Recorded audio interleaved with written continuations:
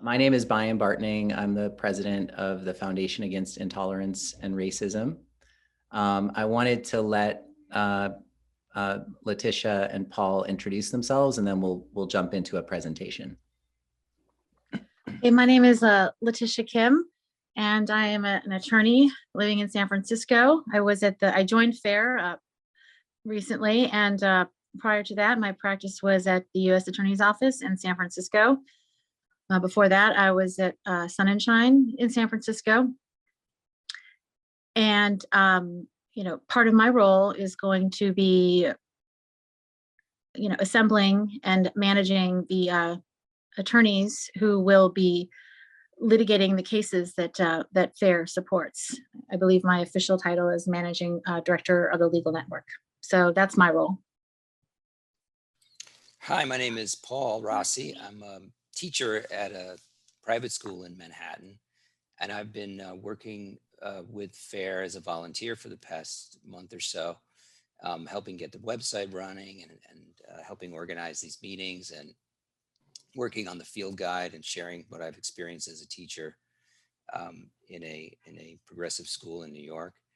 And I'm just really excited to be at FAIR and helping out, and I'm looking forward to doing more. Great, thanks a lot. So as I mentioned, we're going to go in through a presentation, and then we'll answer questions at the end.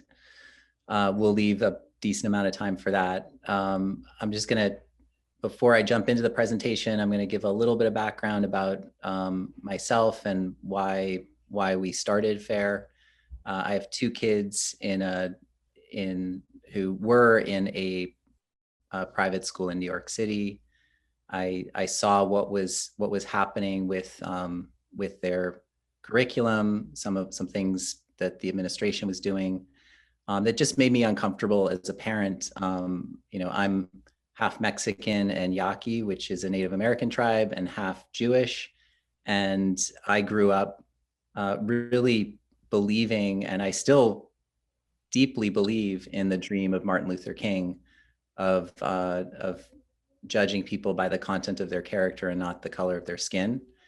And what I saw the school doing is teaching my children the opposite of that. And so the more that I dug into this, the more concerned I became. And what I found is that I wasn't the only one who had these concerns, and there were a lot of other people. And so the genesis of FAIR was to try and bring together a lot of people who independently had been, I think, warning about what was happening. So I'm going to jump into a presentation. Let me see here.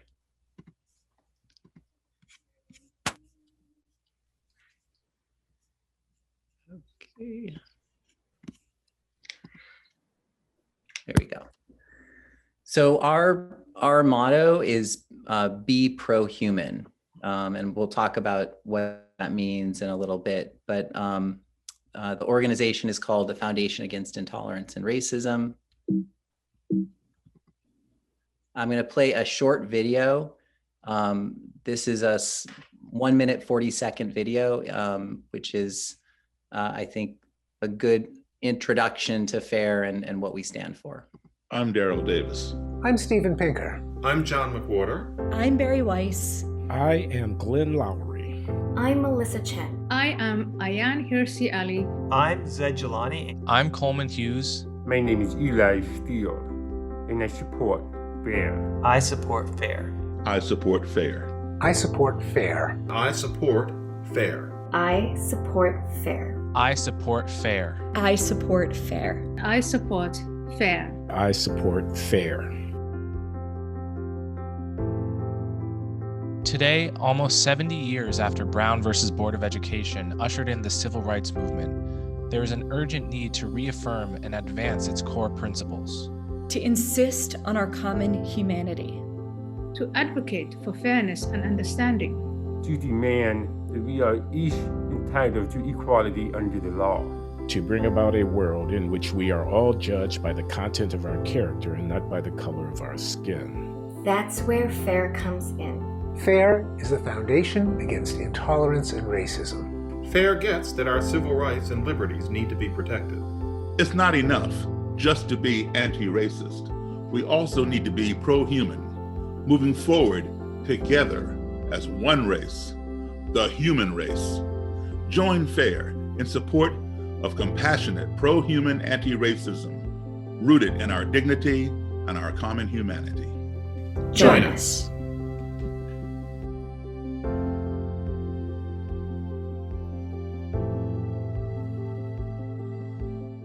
So I'm always struck. I have watched that video dozens and dozens of times, and Daryl Davis saying it's not enough just to be anti-racist, we also have to be pro-human. I think that really sums up what we stand for, which is that ultimately we have to focus on what connects us as human beings, as opposed to obsessing about what's different. I think I want to start by just explaining that for us at FAIR, this is really important to understand. This is not a left versus right issue. This is an issue of moving forward as a society together or moving backward. And so I think this is important to understand, because a lot of people look at this and say, this is a left-wing ideology. We don't see it that way. We think that there are plenty of good-willed people on the conservative side and on the liberal side in this country who understand that this is a regressive belief system. It is not a leftist belief system. This is a belief system that is teaching our children that we need to judge people by the color of their skin, not by the content of their character, where we are teaching that conflict should be resolved through tyranny of the mob, as people are taught to become hyper and pessimistic activists, in the words of Michel Foucault, where people are forced to live by different sets of rules based on how much melanin they have in their skin. And worst of all, where people are afraid, people are fearful and they're closed-minded of anyone who's different from them, any ideas that challenge their beliefs. Our focus as an organization is in part to help reclaim the language. One of the observations that I had when I was starting to understand this issue and how it was affecting my kids' school is that the language of morality has been appropriated by an incredibly immoral belief system. And we can't let that happen. We have to reclaim the language of morality. So some of the words that we are using are pro-human, and this is defined as advocating for one human race, universal civil rights and liberties, and compassionate anti-racism rooted in dignity in our common humanity. We also are reclaiming the word anti-racist. Anti-racism means opposed to racism. And what you'll find, I think probably most of the people on this webinar are people who understand how Robin DiAngelo and others define anti-racism. Most people, though, don't understand that, and they just hear the word anti-racism and they think what it means in reality, which is opposed to racism. And so that's a good thing. So I think that it's important that we don't reject the word, but we reject the alternative definition of the word that's being pushed on us. Another word that I think is important to understand is neo-racism. And we didn't invent this word. This is a word that was first introduced decades ago. And it's about a form of cultural racism, but the way that we're using it is a belief that race is a real and inescapable social construct, and social construct as opposed to a scientific or biology-based race that determines an individual's identity, agency, beliefs, ability, or culture, such that members of different race groups can never understand each other due to intrinsic and insurmountable cultural differences.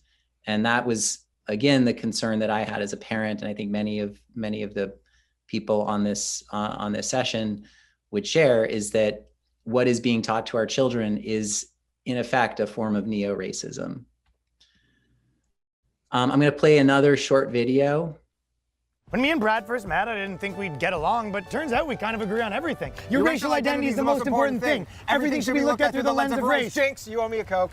We both have a lot of opinions about people of color, even though we barely know any. I say colored people, but as long as we're classifying them, we both think minorities are a united group who think the same and act the same. And vote the same. You don't want to lose your black card. Sorry, I don't know. I just think we should roll back discrimination laws so we can hire based on race again. Jinx, now you owe me a Coke.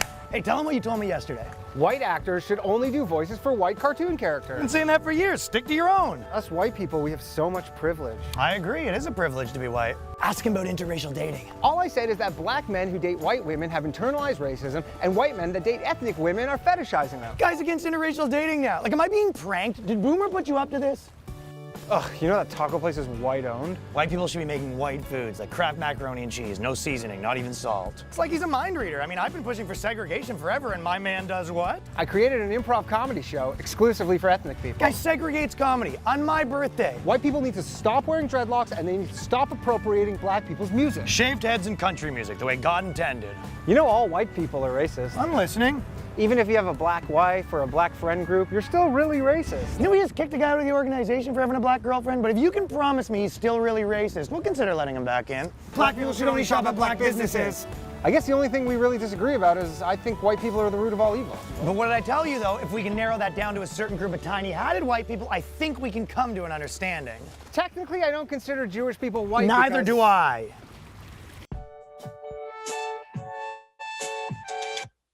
So that's just a nice illustration of neo-racism versus racism, and you can see they're actually the same thing.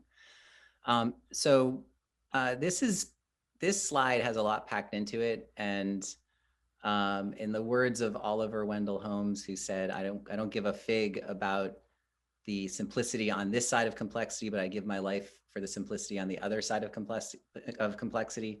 This is my simplicity on the other side of complexity in terms of understanding what we're up against. And you know, this is just showing where this new orthodoxy has come from. And it's really a mix of Michel Foucault and this postmodernist philosophy, which we'll talk about in a minute, because that's really the underlying, the philosophical underpinnings of the new orthodoxy. This Stokely Carmichael, Black Power, Pan-Africanism, and then intersectionality, which has become the new moral code. As a theory, as critical race theory, I mean, this is manifested in other ways as post-colonial theory, other things.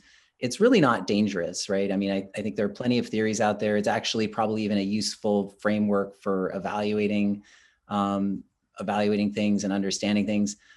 Where it becomes, you know, what I would consider dangerous is when you actually don't teach it as a theory, you're teaching it as a theology, right? Where it's actually being introduced to people through this thought reform process, you know, similar to other religions like Scientology.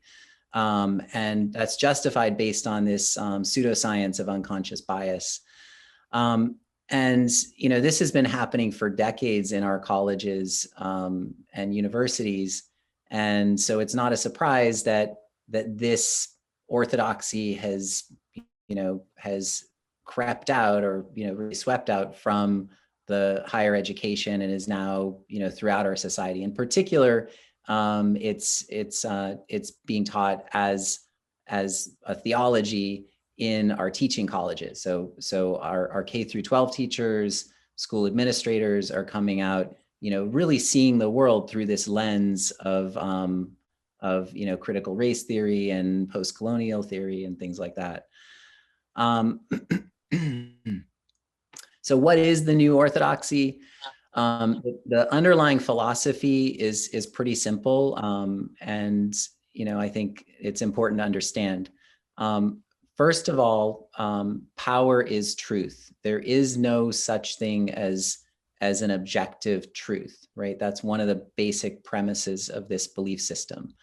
And so what that means is that this belief system contends that whoever holds the power determines what is true. and there is no objective truth, which is why the only way to resolve conflict or determine what is true is to seize power, right? The second moral philosophical underpinning is this concept of moral relativity, that other than the new moral code, which I'll talk about in a second, anything goes. So it's a very amoral approach.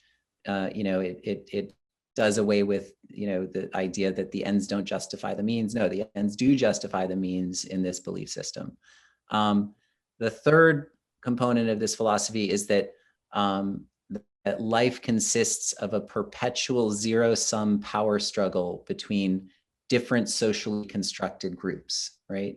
So the idea is that not only are people's identities defined by their skin color, by their immutable characteristics, but that group that they belong to is inherently in conflict with other groups. And that's an important thing to understand. So instead of seeing the world as a place where people coming together can ultimately create more value and create a better society, the view is that it is a zero-sum game and it is a constant conflict. And if you see the world that way, then that can actually lead to conflict. The fourth component of this is racial realism. So it's, in the one breath, there's this acknowledgement that race is a social construct, but then for the next 12 years of your child's education, they're being told that race is real and that it's all that matters. The last is, probably one of the more important, because this is the underpinning of the moral code, which is this, that there is an intersectional hierarchy of oppressions, right? That everyone has to understand where they are on this matrix, and that based on their skin color, their gender, sexual orientation, other factors, they are either a victim or an oppressor. And that's how everything is framed. Everything is looked at through this victim oppressor lens. The moral code of the New Orthodoxy is very simple, which is that the job of any person who is an oppressor is to dismantle, tear down the institutions that were created by their group, and anyone who is a victim has to do the same thing.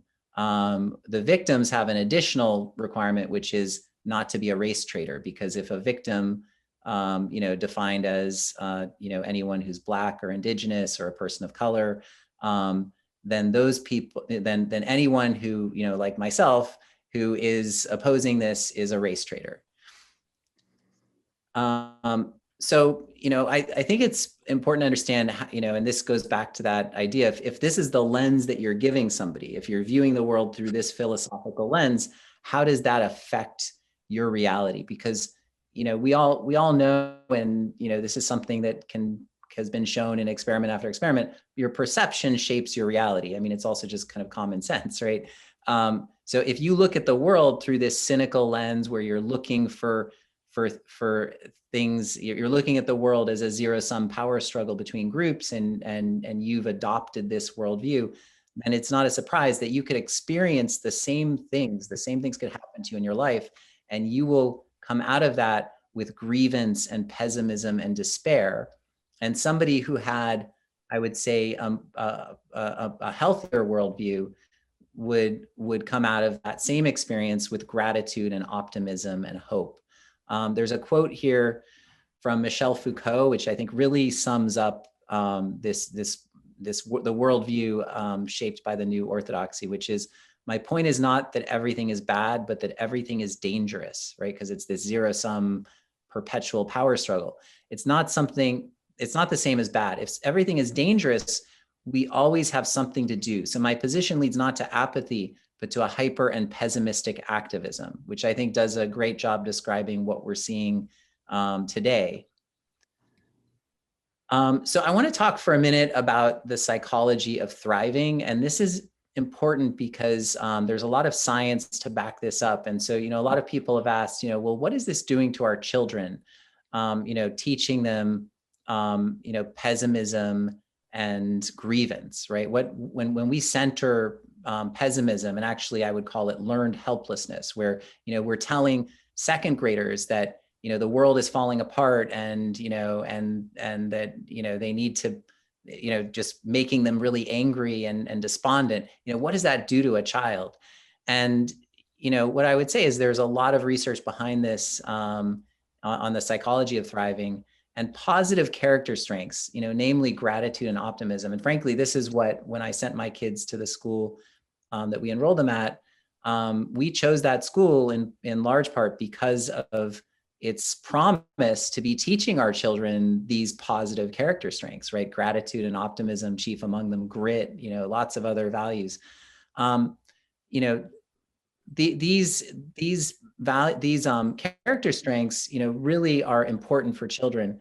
And when you teach children pessimism or learned helplessness, that actually has been shown to lead to significant negative conditions, negative health symptoms, emotional exhaustion, depression, loneliness, and when we're doing this in the middle of a pandemic, which already is creating a lot of anxiety and negative, creating a negative condition for children, you can only imagine what this overlaid on top of that is doing to our children. I'm just going to play another short video.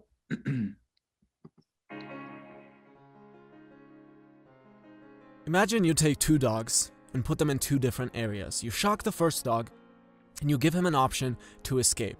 He tries to escape, he's successful, and he gets away from the shocks. The second dog, however, you put in a place where no matter what he does, he cannot escape the shocks. He soon figures out that there's nothing he can do, he gives up, and he'll just sit there and accept the shocks. Now you take these two dogs and put them in two new areas again, but this time they can both escape. The first dog, who had learned that he was able to escape, will get out of there like usual. But the second dog will just lay there and accept the shocks, even though in this new environment, he could just escape. This is what is known as learned helplessness, and you probably know people who act like the helpless dog. The opposite of this is learned optimism. Learned optimism is basically the idea that you can learn to be optimistic and positive and happy. You can cultivate these things. And this is exactly what Seligman was trying to do by running a workshop. The results of the workshop were promising. 32% of the students in the control group had a moderate to severe episode of depression, in contrast to 22% of the group that was in the workshop. Also, 15% of the controls had an episode of generalized anxiety disorder versus only 7% of people who took the workshop. They also found that it was the change from pessimism to optimism that caused the prevention of depression and anxiety. And these studies are great, but even when I look at my own life, happiness, positivity, optimism, these are the things that I've had to learn and that I have to keep cultivating. When I was a kid, I hated my life. I was constantly depressed and anxious. I had suicidal thoughts for the majority of my childhood, but that's all gone now, and my life just keeps getting better. But this is something that you need to put effort into. This is something that can be learned. So now let's look at the benefits of optimism. Optimists on average achieve more, have better overall health, and just lead a more enjoyable life. Pessimists, on the other hand, are more likely to give up, are more likely to suffer from depression, and just lead a not really enjoyable life. So, listen, pessimism has a role. I mean, obviously, if we were optimistic all the time, we'd be Pollyannas. But what's happening in schools with this belief system is that we are teaching children to be pessimistic and driven by grievance instead of driven by gratitude and optimism.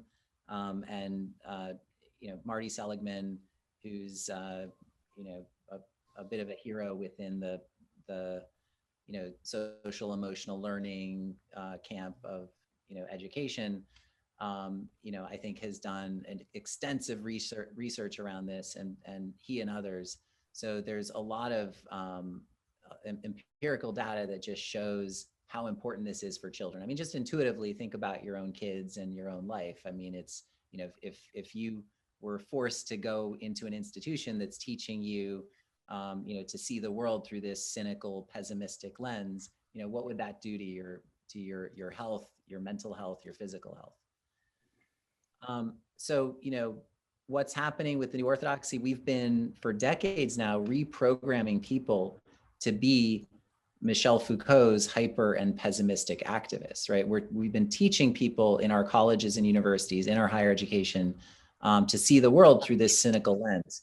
And, so this is just an illustration showing you have high school graduates who are coming out of, assuming they're coming out of a home environment where they're taught, the basic positive character strengths, are coming out seeing the world through a healthier lens. And after 4 years of going through this thought reform, re-education process of seeing the world through this more cynical lens, it's not a surprise that they're coming out as, at least some are coming out as hyper and pessimistic activists.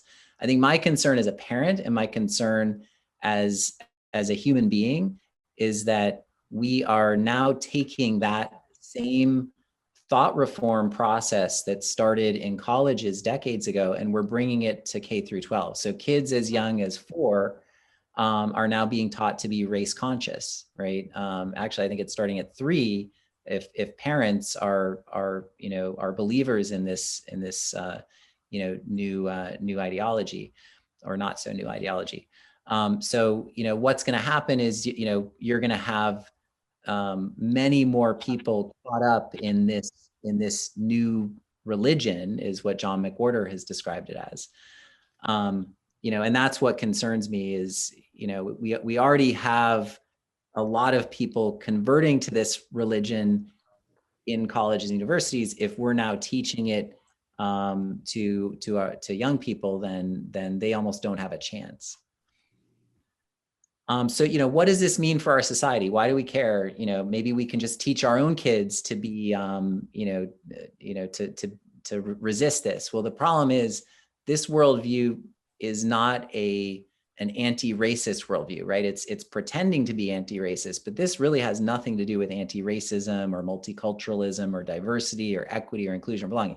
This is an anti-virtue worldview, right? This is an anti-human worldview. So what this worldview is teaching the people who adopt it is that instead of focusing on gratitude, you should focus on grievance, right? Instead of focusing on optimism, you focus on pessimism. Instead of focusing on forgiveness, you hold grudges, right? Instead of self-regulating, anything goes, right? Instead of hope, you have despair. So, and it's really the death of humor.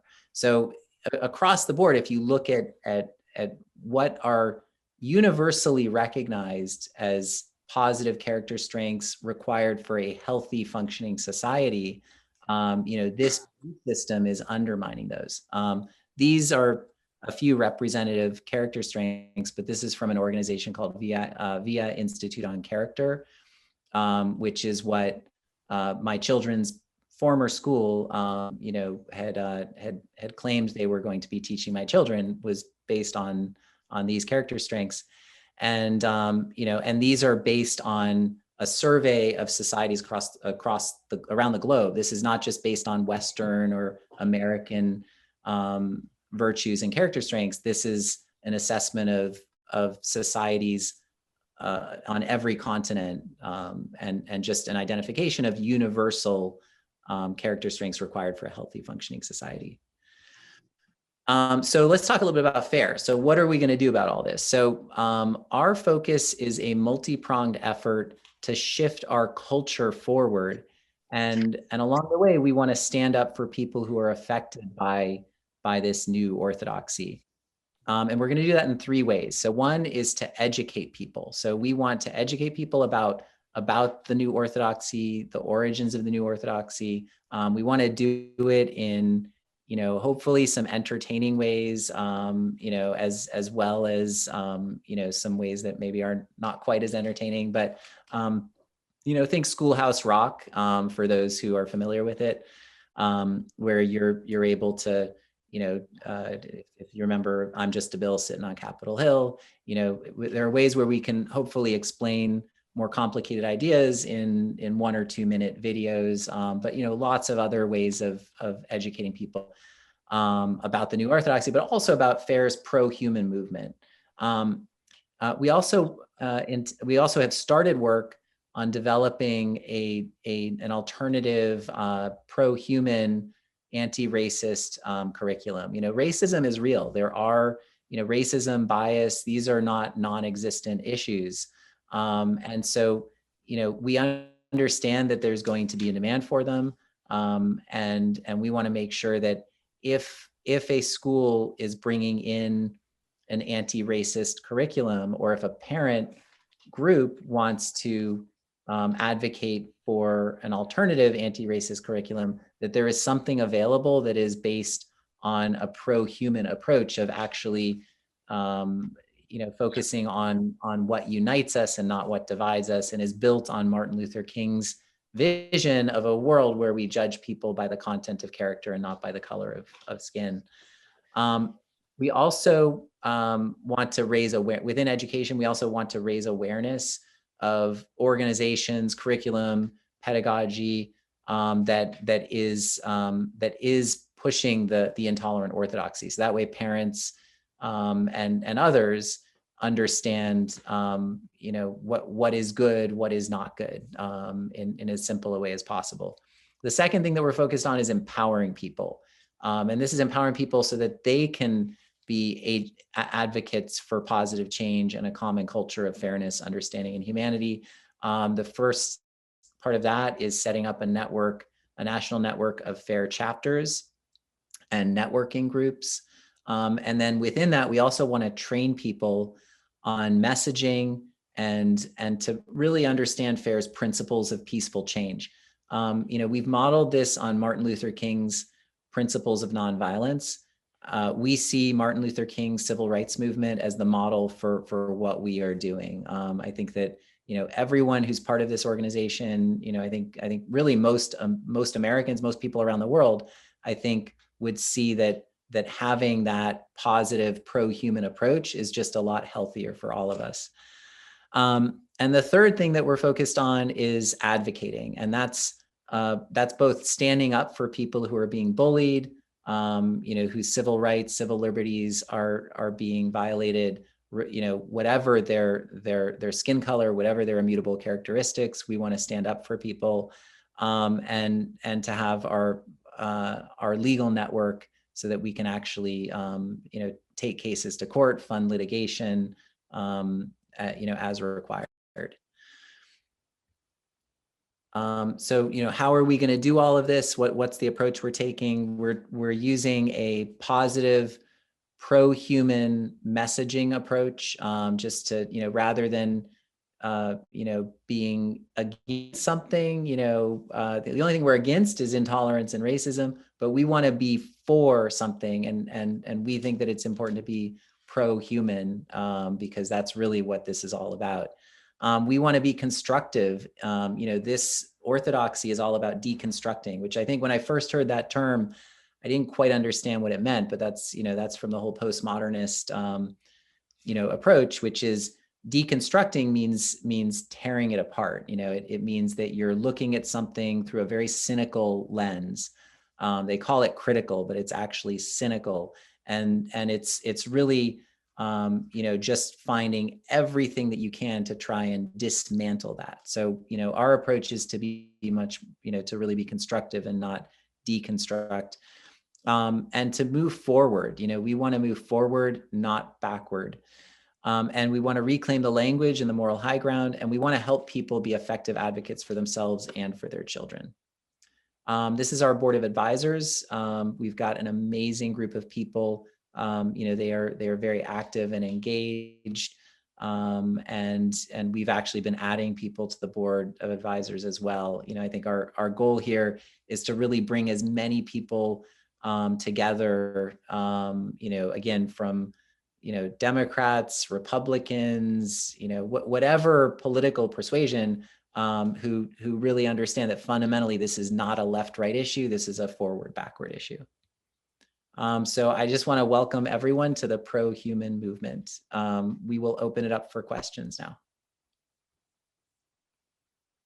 Yes, everyone, if you can type the Q&A below if you want to send in some questions, we'll answer them live. do have one question that's come in from Claire already. She asked, how do we counter educators who will say that by teaching students to be activists, they're teaching them optimism, that they can make change in the world? I thought that was a good question. It's a good one, yeah. Do you wanna give an answer to that? Well, I've been thinking about this question myself in my school where I teach, and what I see coming from that in practice is that they're often paying lip service to this idea, but that the children are constantly problematizing so many things and told to problematize that they feel a great responsibility to do something, but they don't feel like they know what to do. So they get a kind of learned helplessness from that. Maybe they do little things, but they don't ever feel like they're truly engaged. And there's, a lot of it is coming from a place of, guilt or shame and so, or false pride even. So I think we need to, but I think that's because the underlying structure has sort of hobbled them in a way, the construct that's being taught behind the scenes. So that's something that we're going to work on and try to figure out how to unpack that and get at that problem. It's a good question.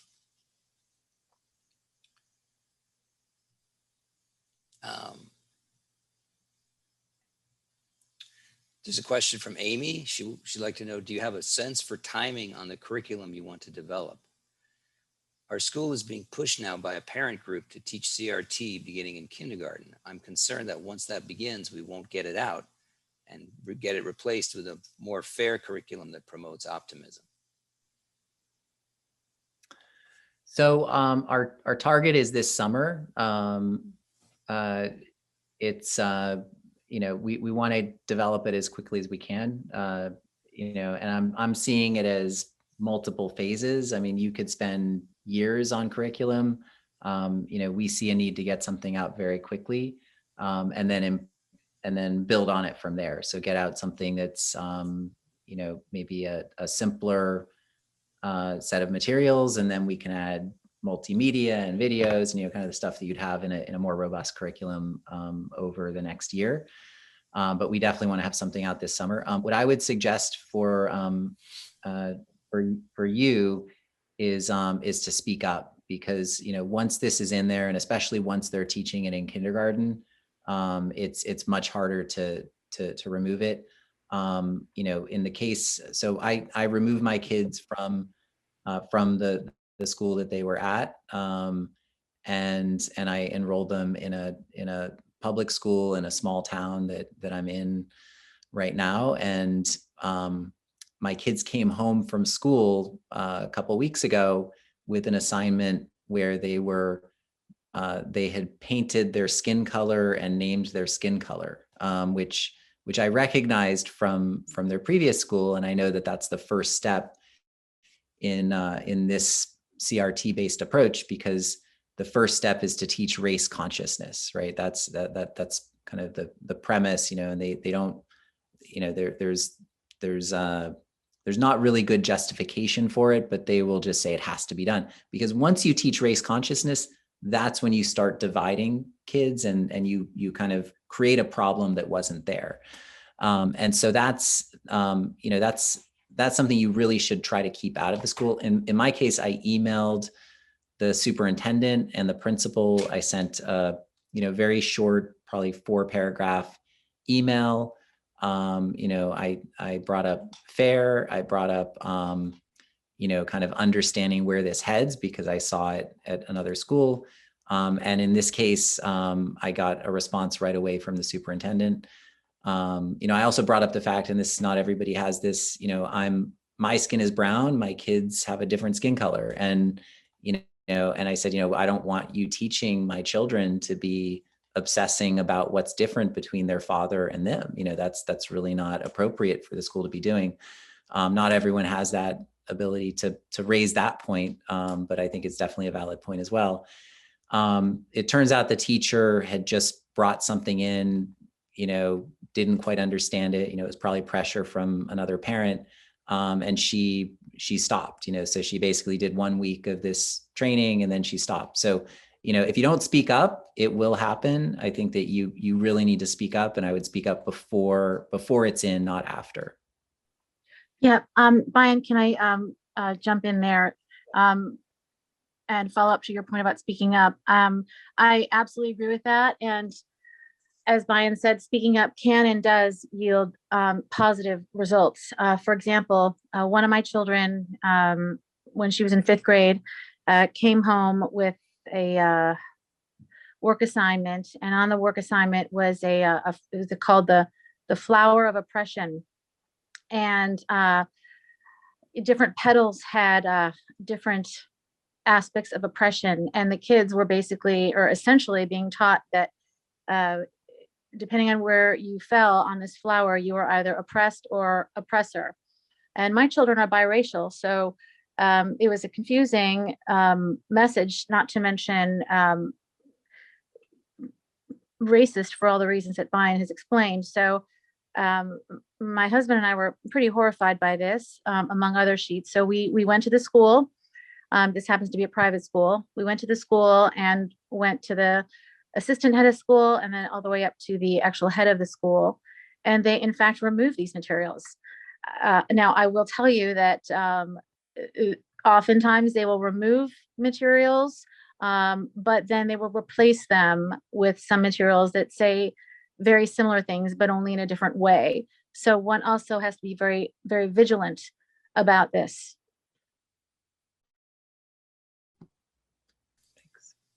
That's really good. You can't make a difference, but a lot of times I think their tactics are to tactically retreat, and then when no one's paying attention, they just push harder. So you do have to really keep an eye on it. I'm getting a lot of questions in about chapter formation, chapters, and local organizing, and how will the chapters develop, and what will they do, and what kind of support we can offer. So our plan is to have a state chapter in every state in the country, and to have city chapters, I would say, in major metropolitan areas. So Los Angeles, New York City, San Francisco, that sort of thing, Chicago. I think for a local school district or a local school, what we're looking at is supporting as much as is required any group of parents that want to organize within a school district. Help with everything from creating a website to social media.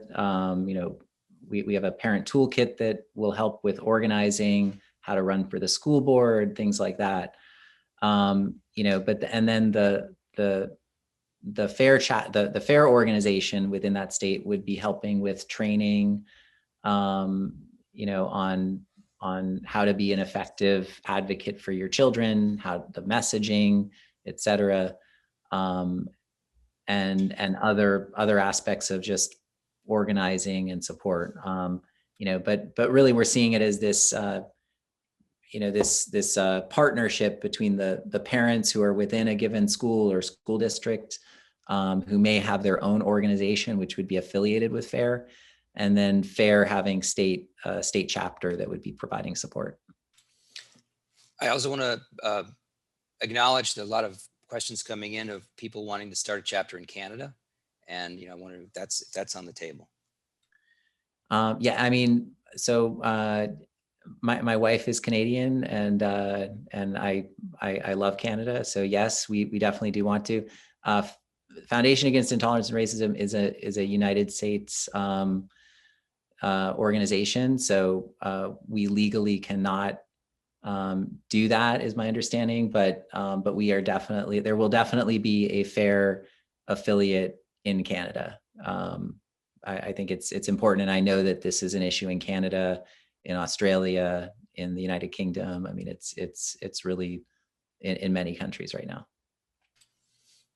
I have another question that's from Anonymous about there have been some questions in general about, I believe it's Loudoun County, Virginia, and someone is reporting the PTA aren't on board with CRT, but in that case, neighbors are ratting on each other.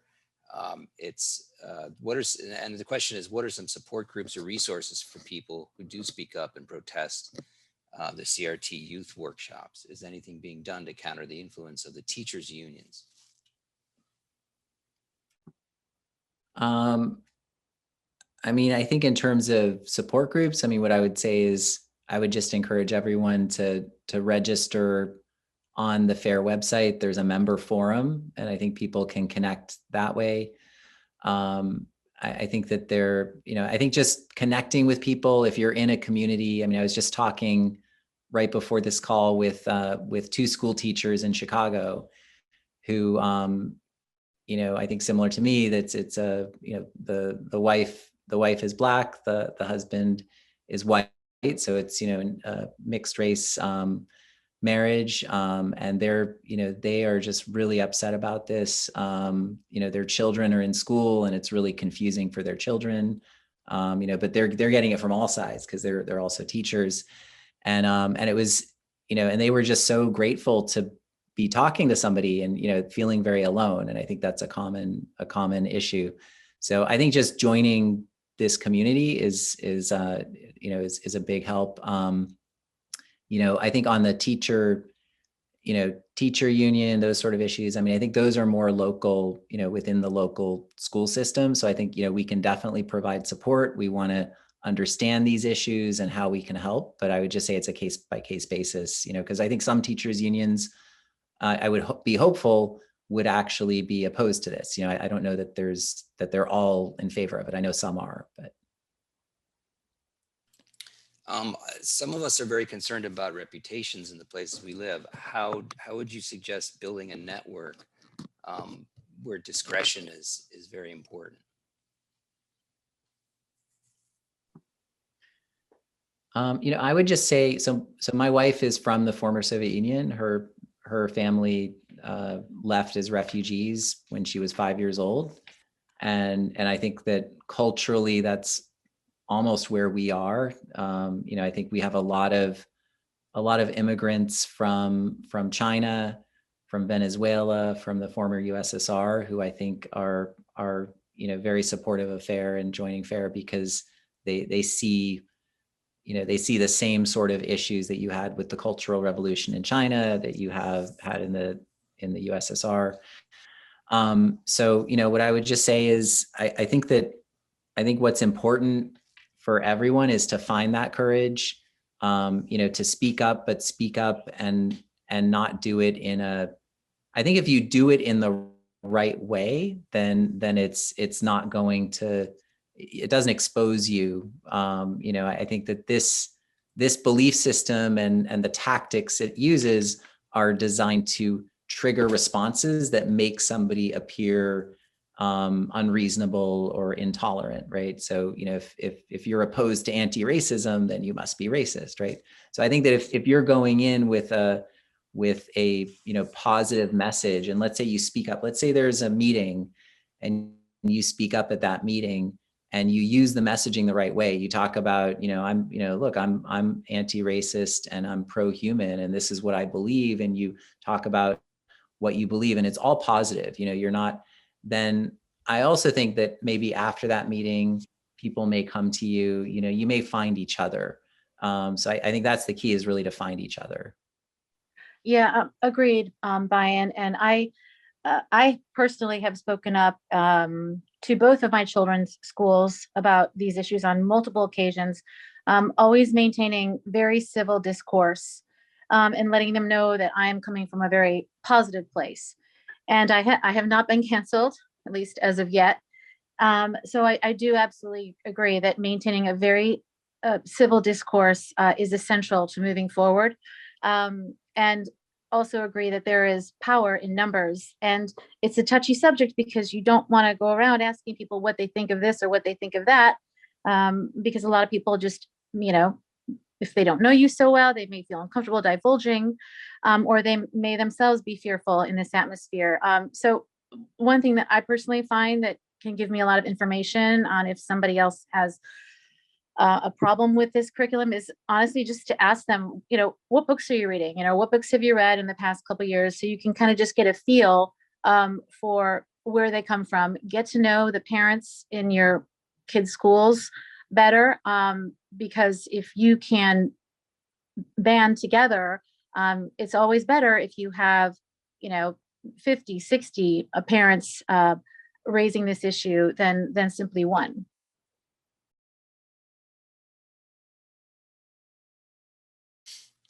I've got another question from Dave. He's asking, do you happen to know of a resource that exists that indicates how deeply compromised a specific school district is in terms of critical social justice ideology?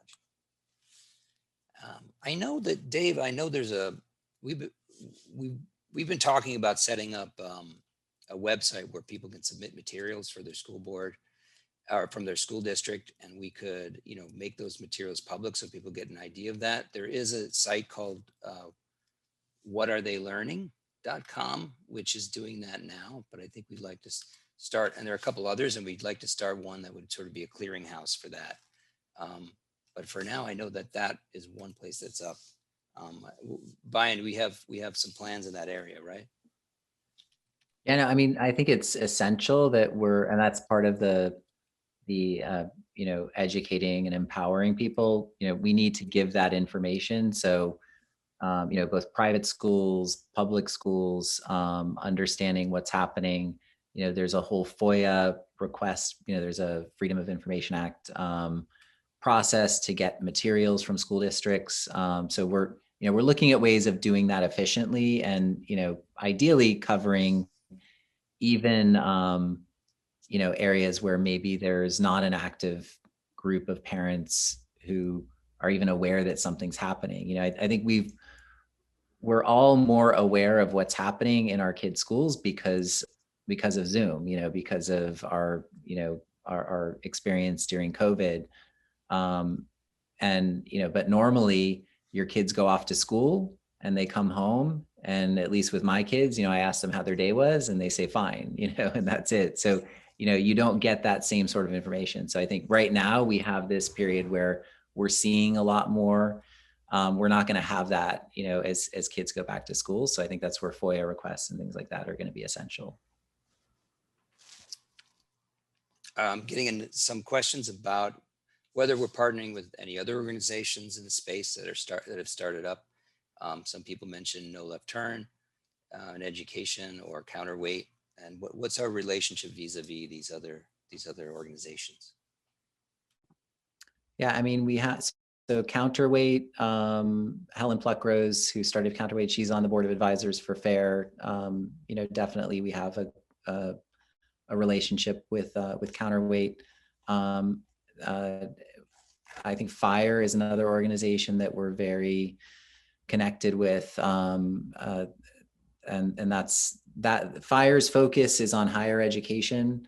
The Samantha Harris, who was a senior fellow at FIRE, is on the board of advisors for FAIR, and Bonnie Snyder, who is the head of K through 12 at FIRE. So they don't actually do litigation, but they've been focused on this issue of, really from a free speech standpoint, but, obviously this is broader than that. And she's been an integral part of FAIR, since we first started working on this in December.